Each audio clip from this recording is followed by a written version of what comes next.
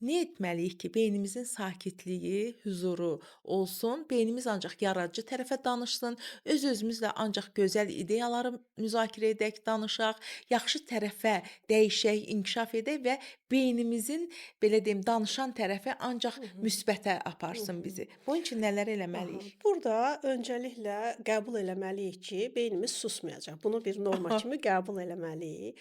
Amma beynim susmadığı zaman mənə beynimin dediyi cümlələr ya da beynimdən keçən cümlələrin məzmunu həqiqətənmi təhlükəlidir? Yoxsa bunu mən belə bir çox düşüncələrlə dəstəkləyirəmmi? Yəni mənfini dəstəkləyirəmmi?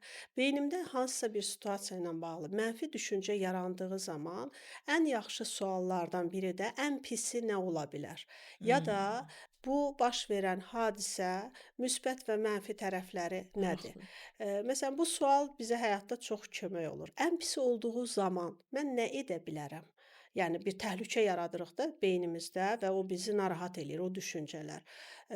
Ən pis olduğu halda mən nə edə bilərəmin cavabını tapdığımızda beynimiz daha rahat olacaq.